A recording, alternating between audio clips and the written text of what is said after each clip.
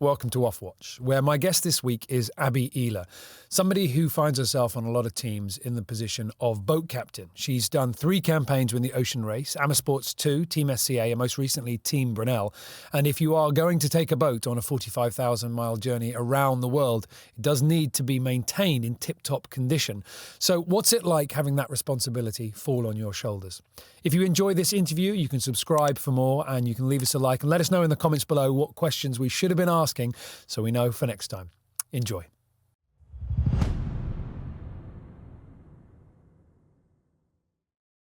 Not many people have done the ocean race more than once.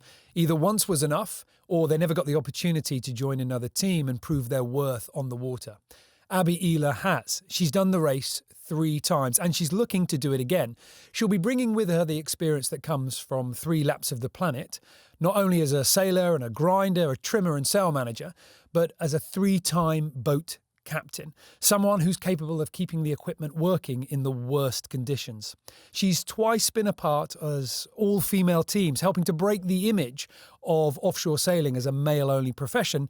And most recently, she did the race with Team Brunel and came agonisingly close to overall victory. Abby, thank you very much for joining me. No, thanks for having me here. So I think that's kind of where I want to start, really, is that you've done quite a bit with the ocean race. 2001 with Sports 2, and then all the way up to the most recent edition, 2017-18. You know, that's Whitbread 60s to VO 65s. You're lining up for another one, you know, with things like the AMOCA, foiling assisting technology. You've seen the race change an awful lot over that time, and you've stayed with it, and you're still bringing speed and skills to many teams with the knowledge and the techniques that keep evolving. What is it that remains fundamental to do as a sailor in order to succeed in this race?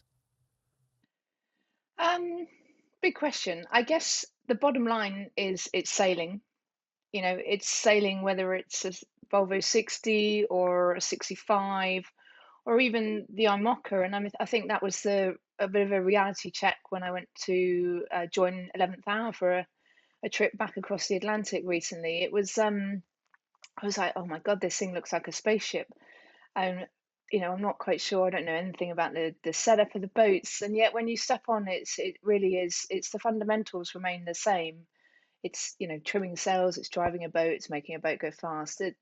The reality is it's the bottom line. And so aside from that, sailing skills, the team, I mean, that never changes, and the need to have a really good team. And it doesn't take long to realize 30 days at sea, crunched into a little box with all these people, that if you're not all on the same page and you're not all dedicated to the same end goal, then things start to unravel. So I think that's the key fundamentals is, sailing skills remain the same whatever the boat, and your team is on especially on an offshore race is key.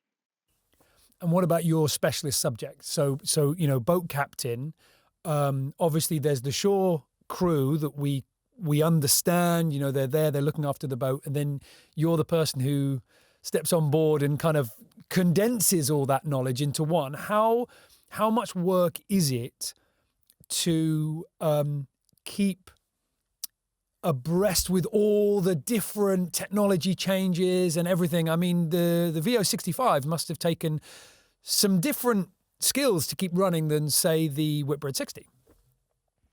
Yes and no. I mean, the fact that the 65 was a one design meant that you were pretty limited in the parts. So, everybody's got the same engine on board, everyone's got the same rope, locks, fittings. So it was kind of very much a black and white project in terms of the parts and, setting up your spares. I guess for any passageway you're going offshore, and you're obviously paying that balance of weight versus being able to fix stuff when it breaks, because you've got to get across that finish line. It is just knowing your boat inside out, knowing where the weak points are, knowing what aspects are going to stop you from crossing the line, what's going to be a show breaker. And then it's kind of like, well, can we double up? Could we use that part in that, just to try and save weight, because ultimately that's the where the gain is made is in weight, similar to a Formula One car. So it's just that constant trying to think outside the box. What can we do without? And yeah, and working perhaps with the nav, or your performance guy on board, or just to try and work out what's going to be the best things to have. And I guess that hasn't changed from whether it was a Volvo 60 or the 65, but I'd definitely say it became a little more, yeah, there was less sort of less opportunity to sort of diverge from the one design setup. And what kind of boat captain are you? Because I mean, I'm thinking, when you get a ride in your friend's car and you close the door a little bit too forcefully and they get a bit grumpy, do you see people kind of mistreating equipment and you think, oh, I'm going to have to fix that, and when I step off watch, this is not going to be pleasant? Or do you kind of, we're all good? No, definitely. I mean, I think I take a lot of pride in what I do, and yeah, I think this, prevention is better than cure, isn't it? And trying to foresee all of the potentials, and I think that's one of the key elements of being a boat captain, is that you're staying on top of the boat, and that involves, daily schedule for checking stuff. Then you've got the weekly schedule, which might just be a little more in depth. Rig checks whenever you can to get someone up the mast. It's just really trying to stay on top of everything and to prevent it before it turns into a major, and that might be chafe on ropes, it might be a slight weep in a hydraulic system. It can be anything that could suddenly turn into a full major, so, or chafe on a sail. So yeah, it really is about keeping on top of it. But yeah, I don't suffer people very well that don't treat the gear the gear right. And I think that any seasoned offshore sailor has respect for the gear, because you've got to understand that you can't let that sort of thing happen. You're at sea for 20, 30 days sometimes. So, looking after your equipment is, a key element.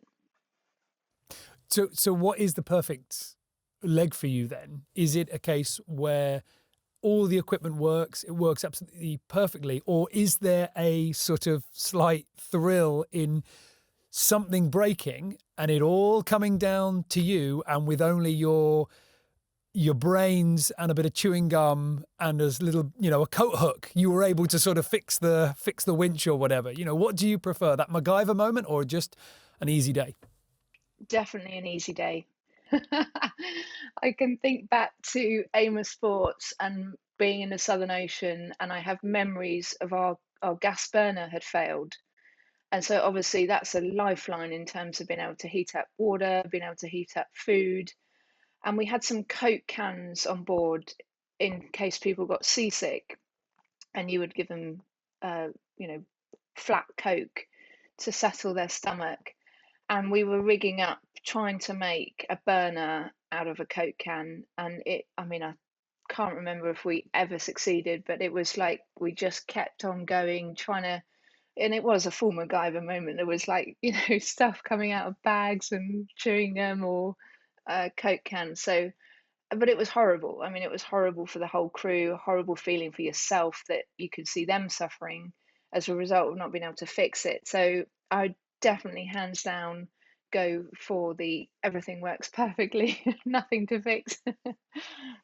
Do you have to be really careful with the spares that you bring on for something like that then? Because you were mentioning weight before, and I can imagine you're sort of thinking, yeah, another winch drum would be good, and yeah, a bit of, another hydraulic ram. I mean, do you ever sort of have those difficult choices?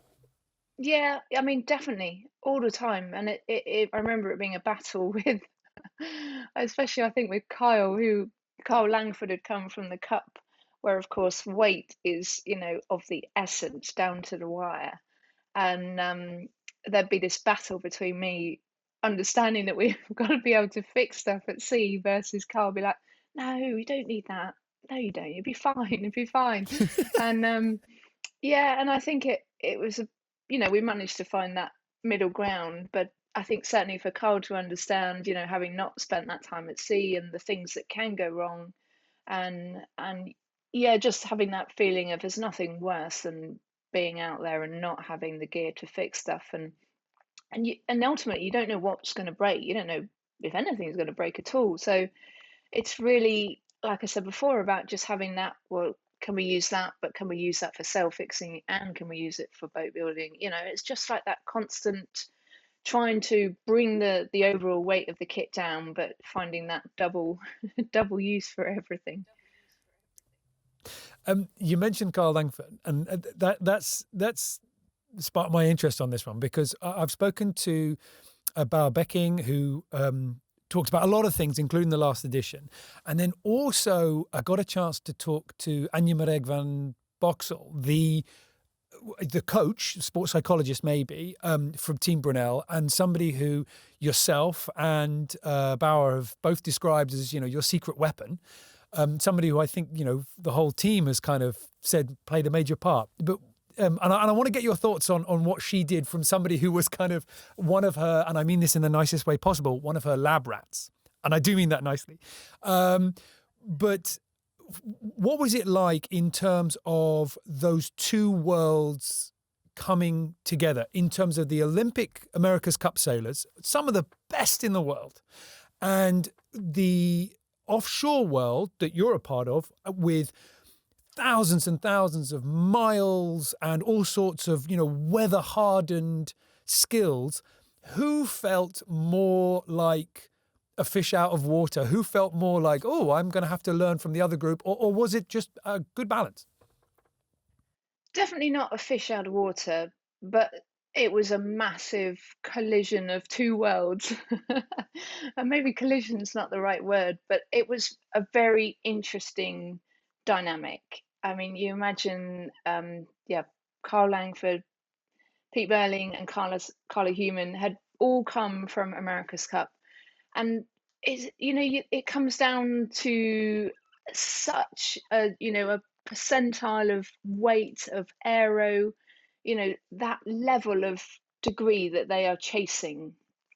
That was apparent from day one, and it was a real sort of breath of fresh air in terms of, Kai will be looking at every halyard and be like, well, that's like a serious aero issue, and we'd be trying to, and the things that we would just, I would say, take for granted in terms of, well, that's there, we wouldn't normally move that, or it certainly opened your mind to different, being a lot more aware of and trying to find that extra performance, even if it was just a very slim percentile of performance. These guys were trying to find it, and I think that was really, really, really refreshing, and something that perhaps I hadn't been exposed to in offshore sailing before, because it's just a bit more robust, a bit more clunky, a bit more, we're just going to make it to the finish line type attitude. Whereas this was really, no, come on, we're going to look for everything that we can find in this boat. There's one incident which perhaps explains the best sort of collision of ideas.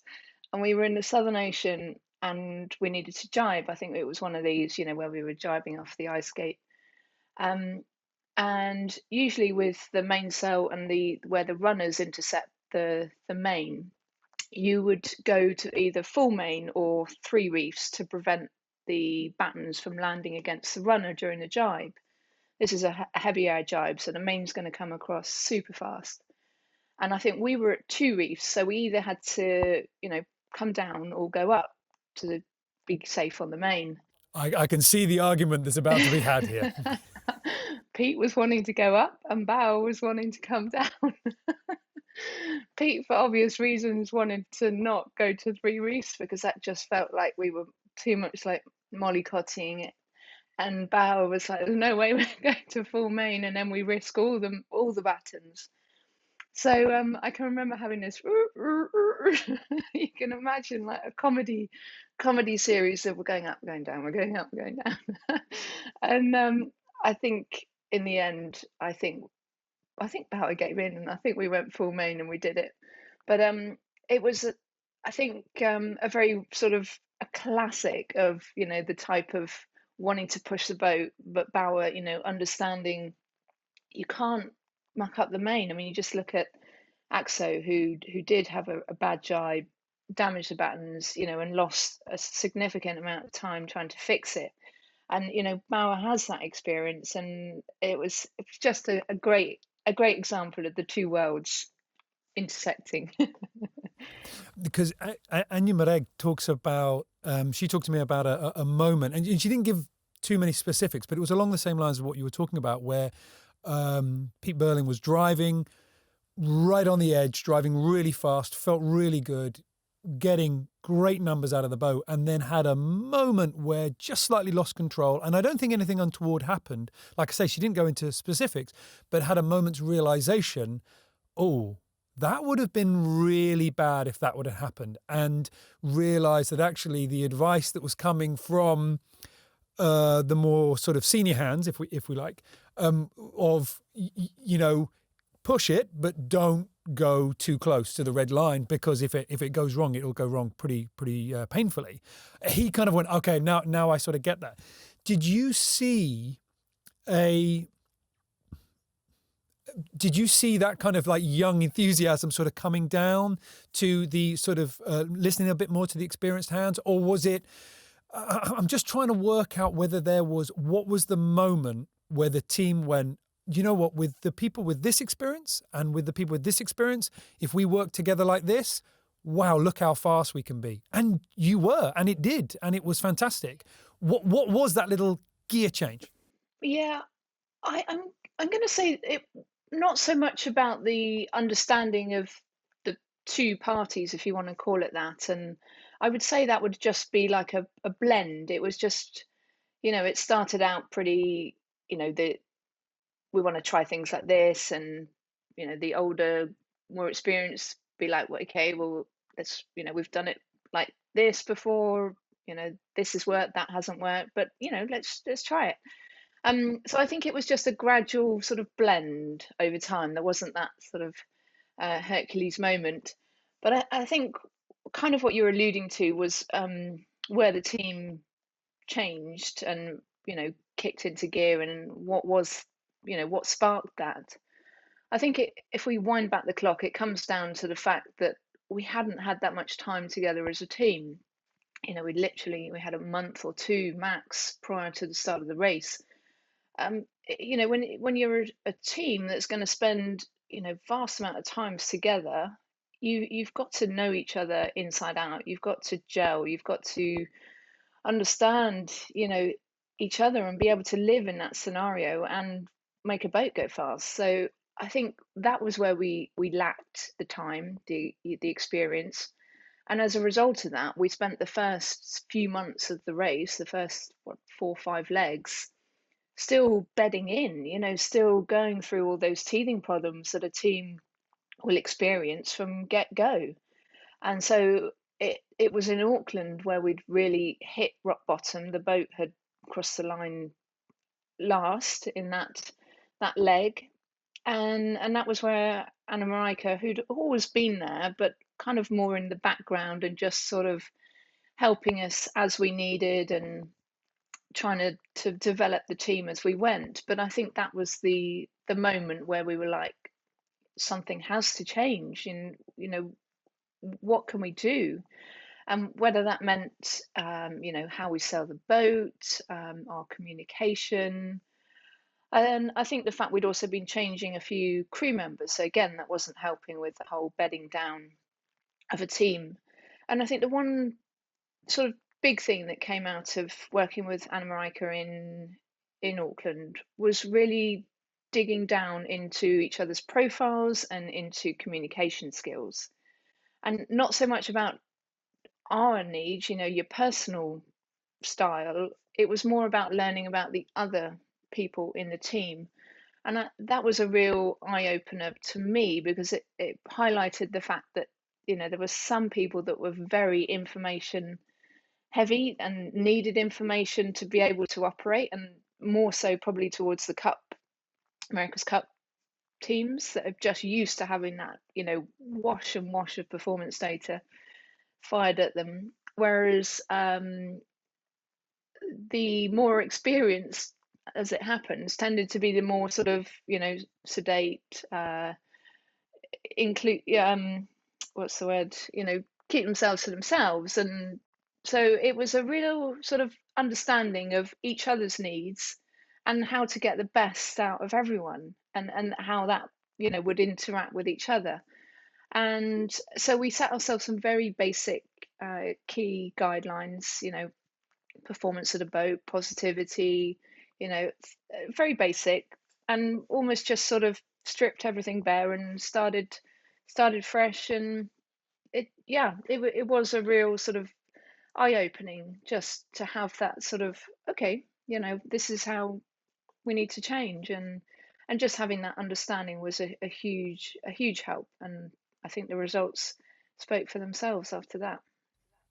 I think a lot of the sailors that were on your team, and possibly yourself, correct me if I'm wrong, but a lot of the sailors that have come up through Olympic sailing will have been quite used to have being poked and prodded by sports psychologists at an early age and all the way through their career. It's interesting hearing different members of Team Brunel talk about it and hearing the effect that it had, and everyone sort of talks about it in a kind of way that's like, wow, I'm still sort of working out this puzzle, and it's really interesting to sort of stand back and see how well all the pieces sort of fit together. So what would you take from it and onto another team, either in the next ocean race or in whatever else you do? Are you going to be the person going, trust me, look, we've got to approach it in this way? It's really worked. Um, I think definitely having that person who can be that onlooker. They're not engaged in the team in that emotional sense. They're not seeing it at the heart of the action. But what someone like Anna Marika did, and I see the benefit of this for any future teams, is she could look at it from an outsider's perspective. She would take all of our downloads as soon as we get off the boat. And then she can create a picture of what was going on board just based on all of those feedback from all of the crew members, and then be able to sort of go to the people that so needed a little nudge, or a lift up, or trying to work out how to resolve a conflict potentially with another crew member. And so it was really, she would just sort of, do a little bit of under the radar manipulation and then bring us all back together. And I think just the fact that she sat outside the team, she can talk about things and put them out in the open and encourage us to talk about them and get it out in the air, and how are we going to deal with this in the future. And I think just having that, she has the knowledge of understanding how team dynamics work, and how to get the best out of people. And the fact that she's not emotionally attached in that team, enabled it to be a much more open conversation. And I think the benefits from that are huge, and especially for a team where there's 9 people, all very different people, very different personalities, and trying to mold that into a high performance team is obviously quite a skill. So I couldn't recommend highly enough the benefits of having that coach, or sports psychologist in a team environment. And I think it's been proved across the board in any top sports, whether that's hockey, football, rugby. The benefits are there to be had. It's something I think that as viewers of the race, as fans of the race, we never really think about enough, in as much as, having that person outside the team is so valuable. Because of course, if you I'll pick on you, but it could be anybody, tell another crew member what you're really thinking about the way that they just did that, you're then stuck with that person, possibly sharing the same bunk, possibly on the same watch with them for days, weeks, a month. Just as a sort of a sub question, and of course, please do not give me an example unless you really feel like you need to, but how long does a grudge last on an ocean race team? If somebody does something, loses their temper, breaks something, in some way annoys another person, what's the typical length of time?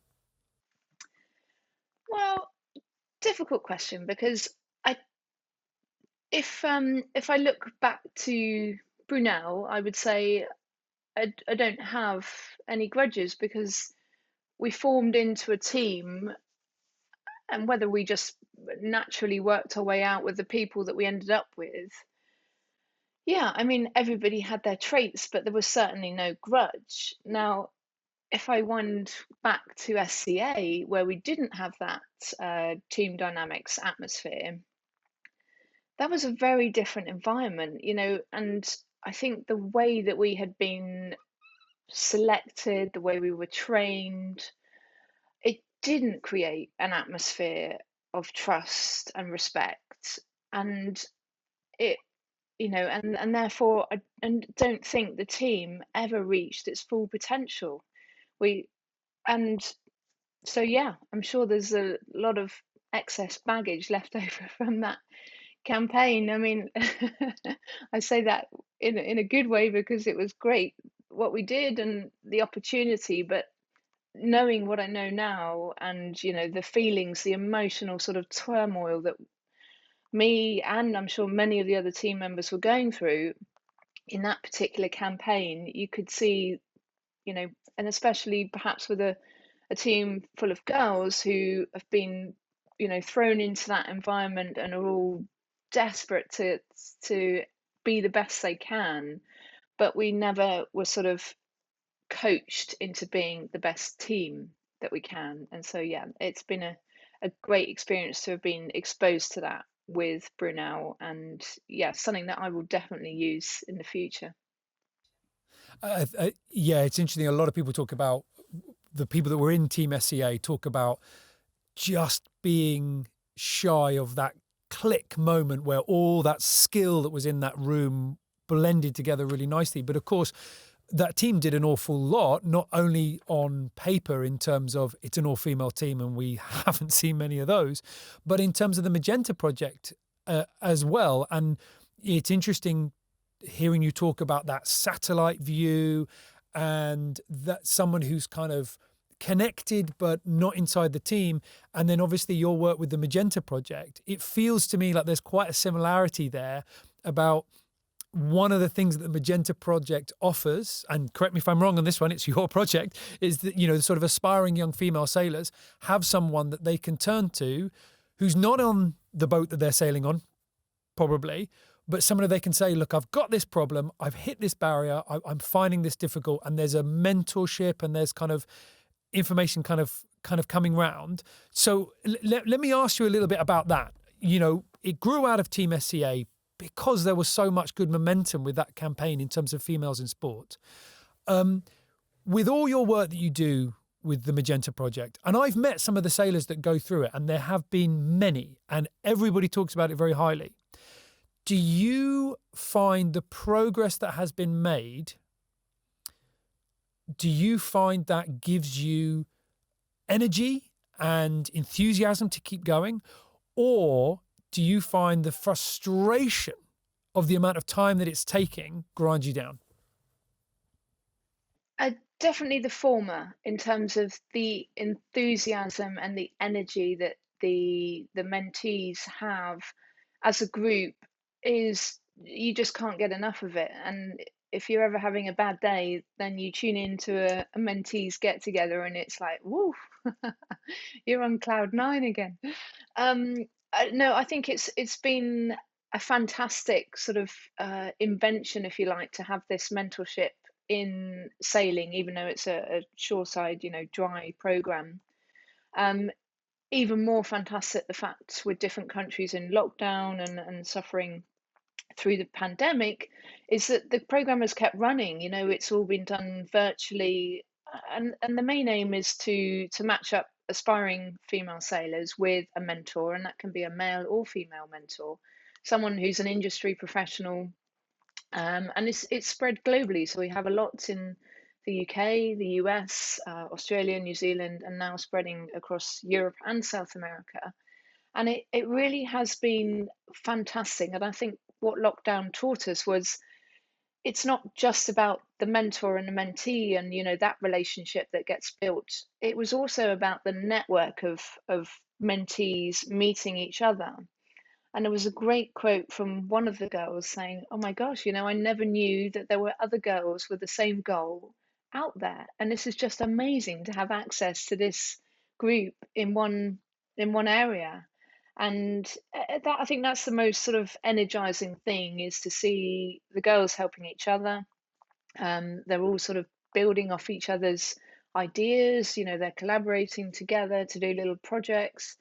So it really has been a great sort of success. And yeah, over the 3 years now that it's been running, that we're sort of at just over 100 girls that have been through the program. And yeah, some of them we've gone on to see some great things, and obviously we're in a bit of a holding pattern now, and trying to use the time to work on all these secondary skills. And actually, one of the things planned for the group is to work with one of these profiling and communication skills, so that they've had experience, the type of thing that Anna Marika or a sports psychologist would bring to a team. And yeah, and just making the use of the time by bringing in experts on particular topics of interest to the group. So yeah, it really is fantastic to see the energy. And yeah, and who knows where they'll go in the future. And how have things um, how have things changed? Or at least let's go back to the beginning. I mean, what did you find back in 2001 with Amma Sports 2, an all-female team in a male-dominated lineup in a male-dominated sport? How did you find things then, being the females, in terms of how were you treated compared to how you might be treated now? Mm. There's no denying that Amma Sports was definitely a token team, for sure. It was there for media purposes. It, we were it's part of a two-boat campaign, and we were sharing budget, shore team, you name it. We had the boat that Grant Dalton didn't want. But I mean, aside from that, that was my dream, was to do that race. And I'm sure for all of the other girls, they were grateful for that opportunity. And some of them had come from the EF campaign, so it wasn't their first trip around the world. But I think the crying message that came out of that campaign was, we need to be taken seriously. We're not here as a token element. There's no reason why we can't perform if given the opportunity, and build the experience. And I think what we're seeing now over time throughout, the culture in business, and across the world, not just in sport, is that people are finally seeing that the benefits of diversity and what it can bring to a business, in terms of uh, innovation, in terms of ideas, and at the end, revenue and profits, and all those good stuff. And I think how that needs to trickle down into sport is really seeing the benefit of diversity and what that can bring to a team. And I think we're still not quite there, because although the rules have come in now for this incentive for having women on board.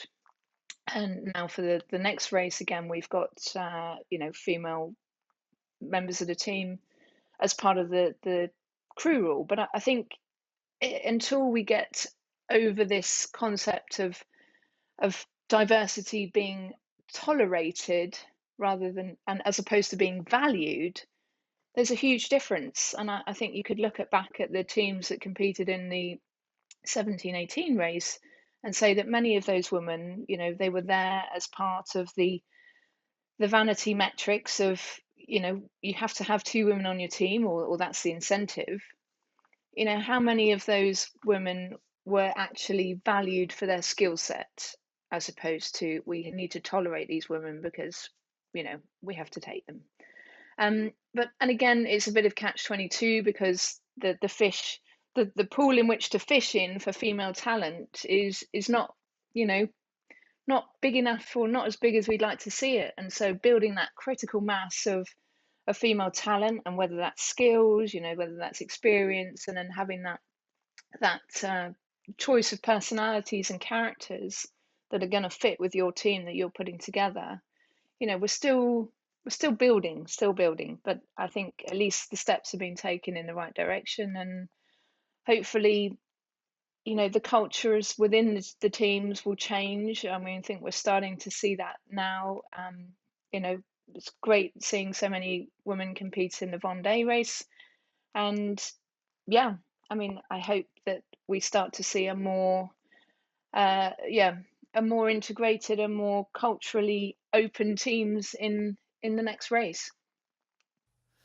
I remember Annie Lush, who I got a chance to talk to with this series, and I've had I've sailed with Annie a couple of times, and I know she works very hard with the Magenta Project as well, and she was, when I was talking to her about, what about the physicality difference between male and female? How what advice would you give there? Her response was just, well, no one's picking KP because of his physical prowess. They're picking him because of his skill in other areas. And I thought that was a very good point. As a final little thing, what would you, now that you're running the Magenta Project, now that you are part of this scheme that's mentoring and advising so many young sailors, female sailors who are trying to be chosen because of their skill and their passion, what should it have been something that someone said to you when you were 21, 22, 23? What would have been the piece of advice that would have brought about the success that you've had, but maybe brought it about sooner?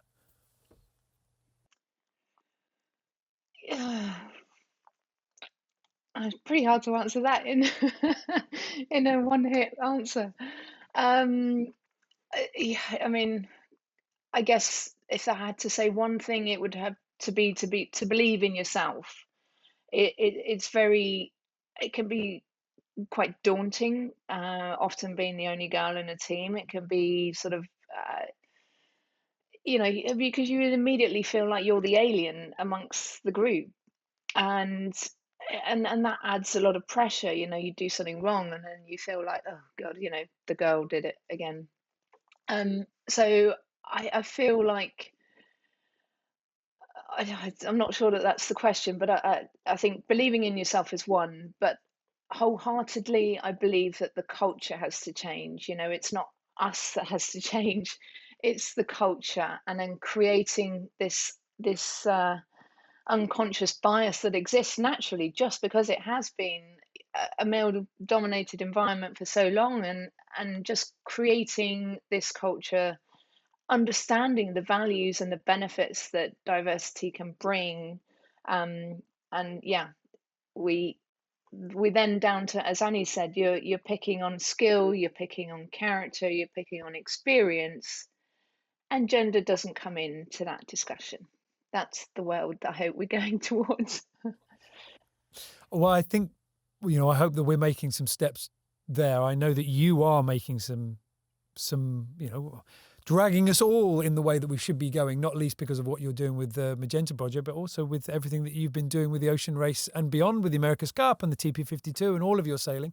Any young teenager, now male or female, that has a poster on their wall from the last edition of the Ocean Race, those sailors that they'll be looking up to, thinking maybe one day I'm going to be one of them. Some of them are going to be male, some of them are going to be female. So hopefully horizons have been broadened.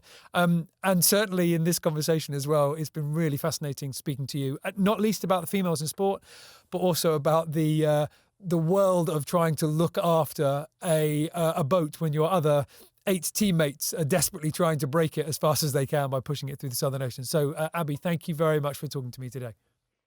Thank you very much. Thanks for having me. My thanks to Abby for taking the time to talk us through the race and her experiences. If you enjoyed this interview, you can subscribe to our channel. We've got some more great interviews coming up, and we'll see you soon.